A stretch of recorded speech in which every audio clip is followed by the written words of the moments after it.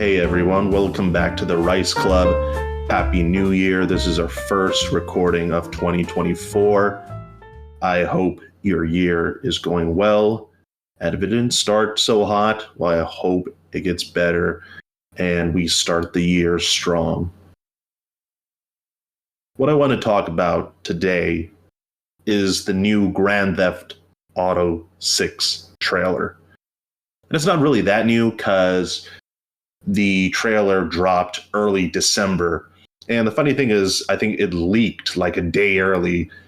But, Rockstar was just like, screw it, and basically pushed the trailer live a day in advance.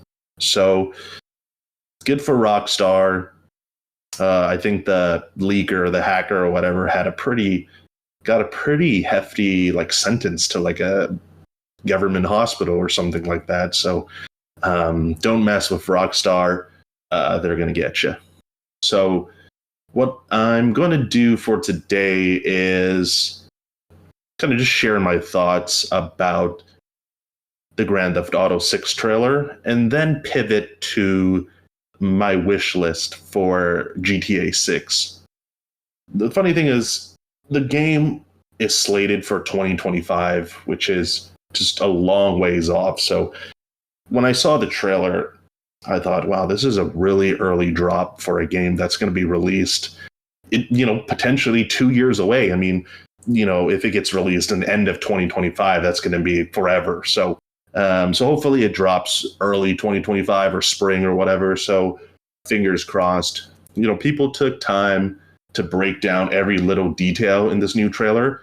I'm not going to be doing that today. So if you want a full breakdown, then I recommend Luke Stevens or the Angry Joe show. They've covered the trailer extensively from every single scene, pointing out every little detail. So like I said before, I'm just going to share some of my brief thoughts about the trailer, and then I'm going to pivot to some items that I would like. So some of them are pretty obvious, and some of them might even surprise you. So let's just get started with the trailer. I'm really impressed with the size and scope of Leonida. I don't even know how to pronounce it. But that's basically the fictionalized version of Florida. Now, granted, Rockstar open world games are always big and full of detail, but you get a sense of the different environments from this trailer. You can see docks, beaches, swamps, highways, skyscrapers, suburban and urban areas. There's even that, I don't know if you guys saw this, but there's even that recreation of that iconic boardwalk from Grand Theft Auto Vice City. So it's safe to say this game is going to be massive. But how massive? We've seen Rockstar experiment with different map sizes in their open world games. Grand Theft Auto 3 and Vice City focused strictly on recreating the fictional cities of New York and Miami, respectively. GTA San Andreas broke the mold by having 3 cities, along with deserts and forests in the fictionalized state of San Andreas. GTA 4 went back to the city-only approach, and GTA 5 kind of took the best of both worlds of GTA San Andreas and GTA 4 by focusing on one large urban center, but also having a wilderness/desert playground. So I'm really interested in seeing how GTA 6 takes on Leonida. I'm really hoping for multiple cities and large urban areas. The problem with GTA 5 was outside of Los Santos. It really just felt lonely and empty outside of the city. And I'm hoping they take a page from Grand Theft Auto San Andreas' book, give us multiple cities, towns, littered throughout the map, and give us reasons to go there. Another thing that I was struck by was just the number of NPCs and objects in the trailer. This seems like in-game footage, so I'm guessing the game has the ability to generate this amount of NPCs. Obviously, the trailer is hyper-polished and edited, so we won't really know till the final result. But I do want to see that kind of density in a Rockstar game. Grand Theft Auto 5, which was based on Los Angeles. They came close to this kind of density when it simulated traffic when driving on the highway. So it's going to be interesting to see if we'll get these kind of large crowds, beach parties, and traffic jams like how they showed in the trailer. I'm sure it's pretty easy to generate the NPCs, but let's say if Rockstar adds, more complex things like set schedules for NPCs, having them go home or going to work or whatnot, and then that's going to take more resources and thus limit the number of NPCs on screen. So we'll have to wait and see. We're also going to have the first female protagonist of the 3D era of GTA. This is pretty exciting because all the previous 3D era protagonists have all been male, so it's cool to see Rockstar doing something new and changing things up. Now, it's possible that there's going to be a second male protagonist, which I'm assuming is the man that Lucia, which is the name of the protagonist, the guy that's with her. So that's probably going to be, that might be the second male protagonist, but I don't know. So people are speculating that this is going to be a Bonnie and Clyde story, which is, two lovers, killing people, robbing liquor stores, causing chaos. There's different ways that Rockstar could potentially run with this. So, have that Bonnie and Clyde story with Lucia and her partner becoming public enemy number one, and maybe they're hunted by the U.S.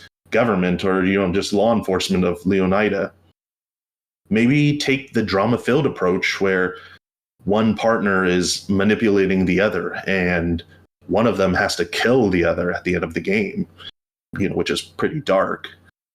My guess is there's going to be some speed bumps between Lucia and this unnamed male character, given the use of Tom Petty's Love is a Long Road in the trailer, which is a fantastic song choice, by the way. Lastly, the trailer really emphasized fun. Now, what does that mean? In the trailer, we saw scores of people on the beach, people clubbing, a lady twerking on top of a car, a group of rowdy bikers, boat parties, and more. Is this a theme that the game is going for? Will the player be able to do these fun and crazy activities? Maybe do a little dirt biking in the swamps, or see a concert, drive some boats, visit some bars. I'm thinking this might affect the tone of the game.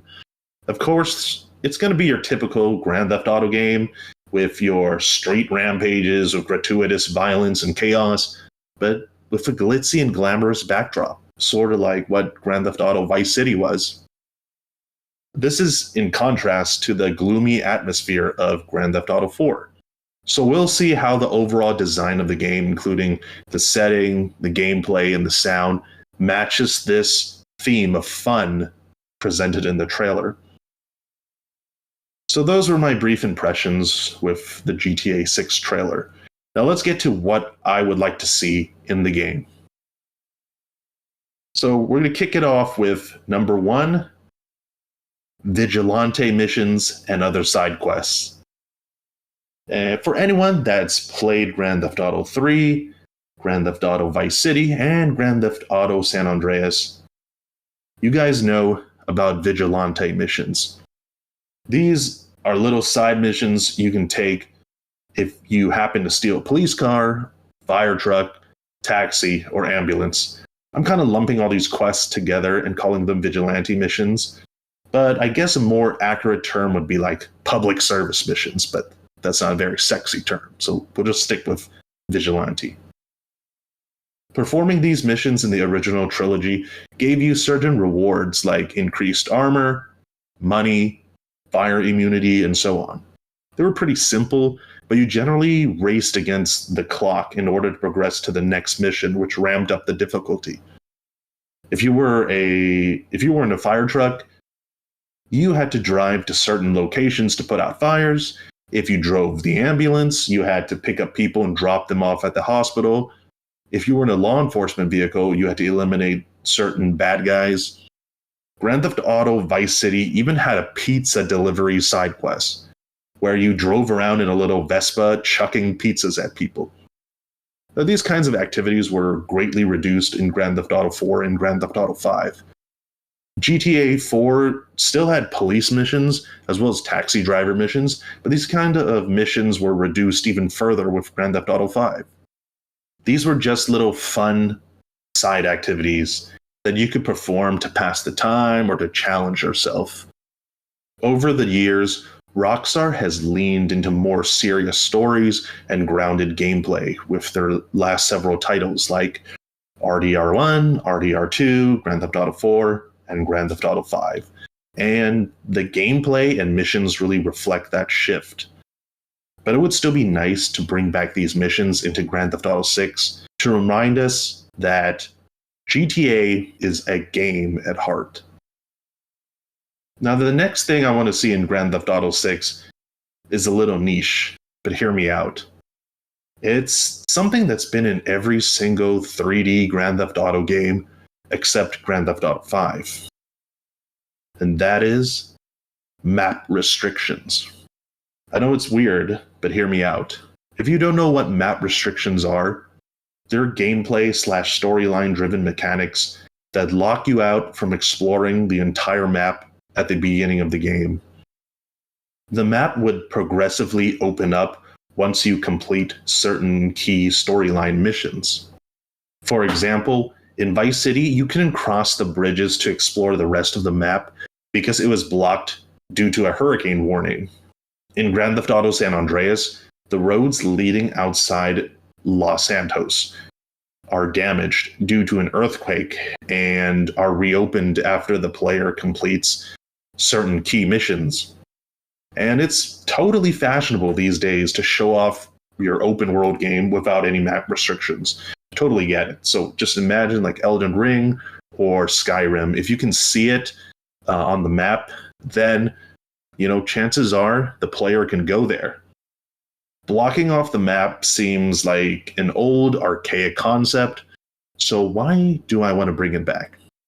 It sounds kind of silly and arbitrary, but it provides a sense of accomplishment to the player. As a kid, it was awesome knowing I could finally go to the urban side of Vice City. I could finally cross those islands and, go to the airport. I can visit the docks or the taxi depot, or visit the skyscrapers of just the urban area of Vice City.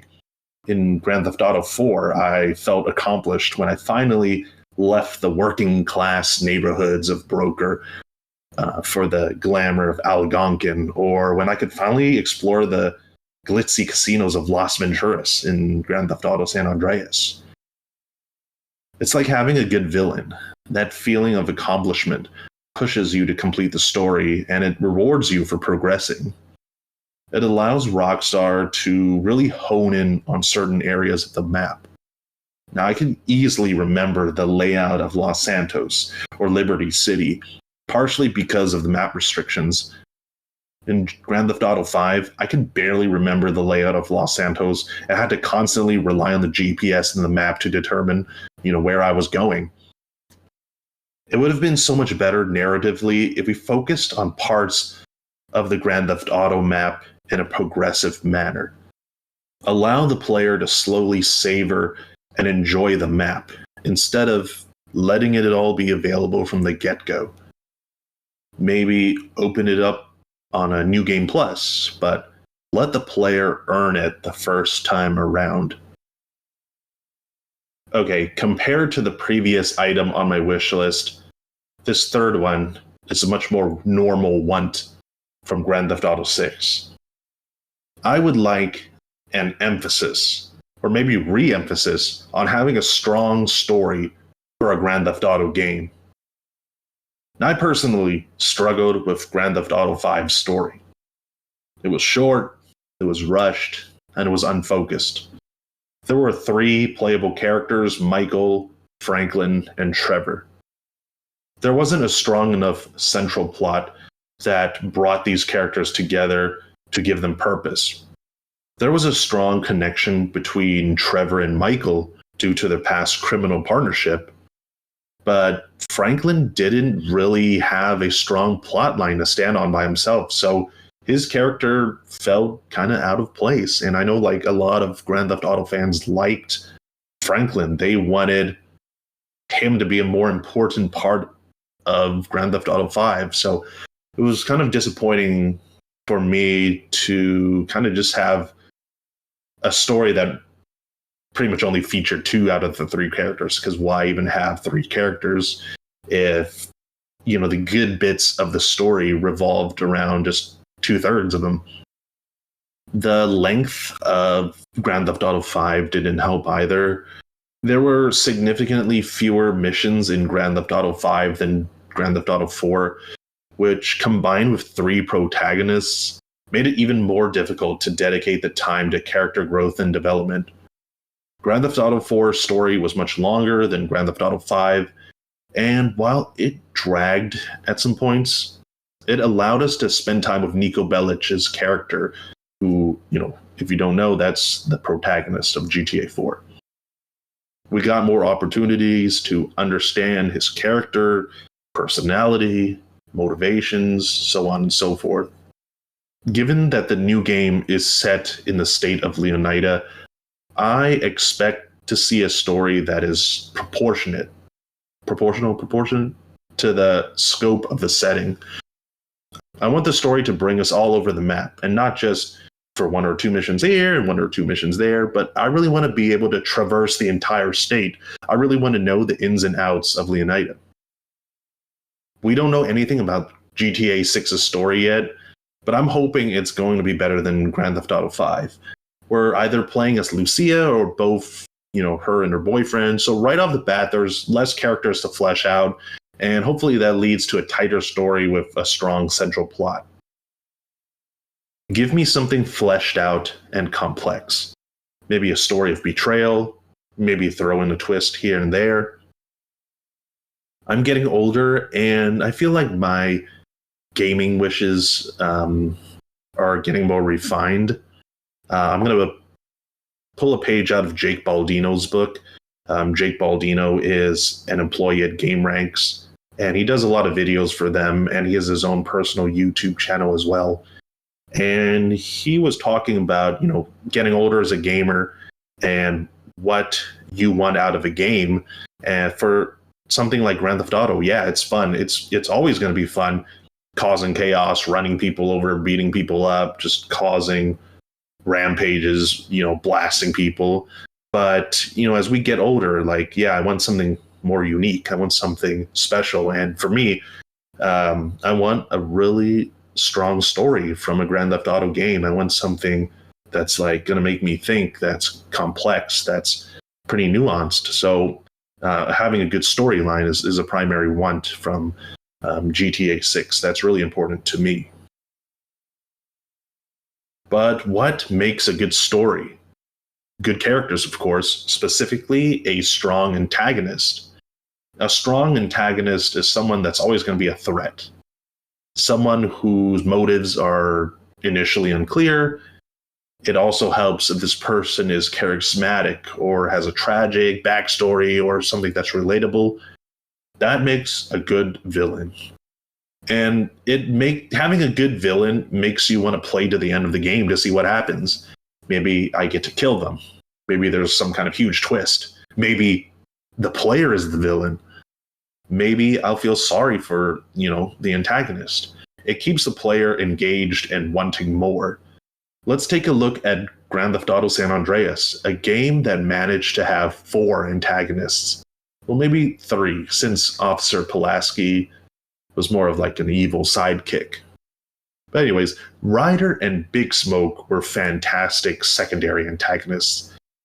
They had well-crafted dialogue, like how Big Smoke comically orders a massive meal at a fast food joint, and the infamous, "All you had to do was follow the damn train, CJ," line that's become basically like a meme or a popular catchphrase nowadays. Like, people who haven't even played Grand Theft Auto know of that line. Now, these guys were well acted, and they played an important role in the story because they were originally, you know, Grand Theft Auto San Andreas.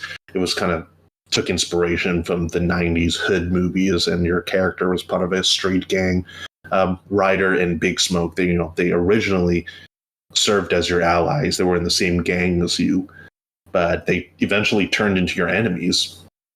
Then there's possibly the greatest Grand Theft Auto antagonist of all time, Officer Tenpenny. He constantly mocks you throughout the game. He constantly belittles you. He pretty much kidnaps you at the beginning of the game. He threatens your family. He even prevents you from returning to Los Santos at a certain point in the game. And to top it off, he's voiced by the legendary Samuel L. Jackson. He's everything you want in a villain. Charismatic, he's rude, he's overconfident, and he's a constant threat to the player. I have a hard time remembering who the Grand Theft Auto 5 villains were without Googling them. That's how bad they are. Oh, you're just a generic greedy rich guy. That's it. So they were also introduced way too late in the game to make me even care about them. Lastly, I want a lived-in city. I really want to feel like I'm in a living, breathing city with characters that go about their day. They go out to buy food, they go to work, they head home, etc. The Bethesda RPGs are great examples of games that try to make their worlds believable using things like NPC schedules, realistic behavior, conversation systems, so on and so forth. NPCs would be working a normal day job, and then they would go back to their house during the evening. If you broke into their house during the late hours, you could even steal their items as they were sleeping. Give me that in GTA. I want to actually feel like I'm in a world where people behave realistically. It's those little details that make the world come alive. We all remember the overly aggressive cops and pedestrians from GTA 5, how they would just start shooting at you even if you went AFK in front of their face. Just get rid of that silly behavior. Now, speaking of a lived-in environment, Grand Theft Auto 6 needs to step up their interiors game. Grand Theft Auto 4 was a step in the right direction in terms of allowing the player to go into different buildings with no or minimal loading screens. In addition to places like restaurants or clubs that you could walk into, there were random apartments and buildings that the player could just walk in and explore. And these didn't really serve a gameplay or storyline purpose, but it was just really cool to see these random buildings fleshed out and accessible to the player. And this was curiously absent in Grand Theft Auto 5. There were so many cool skyscrapers and buildings, but they were just window dressing. I guess you couldn't go into them or do anything inside. So I hope Rockstar brings more interiors into the game and let it actually serve a purpose. Let us use a building as a safe house. Let's use a building to generate wealth or weekly income, or maybe let the player break into them to steal items. The Yakuza games really did this well by building a smaller but more detailed open world with many restaurants, bars, clubs, and shops accessible to the player. No matter which street you were on, there was generally an enterable space or merchant that you could interact with. Both of these things, like NPC schedules and interiors, are really going to take an open world game to the next level. You want the player to be immersed in the game world by creating an environment that's believable. Let the player really sink themselves into the game and really feel like they're in that world.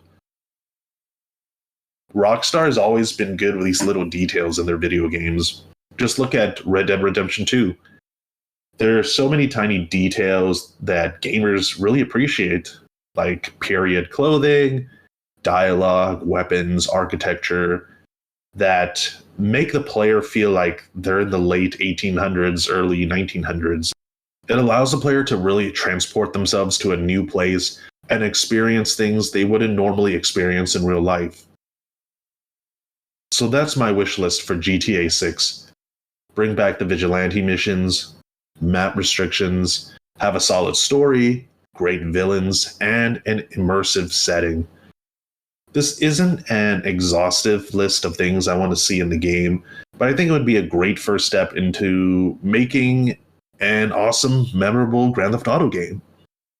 To be honest, I wasn't too fond of the Rockstar games post Grand Theft Auto 4.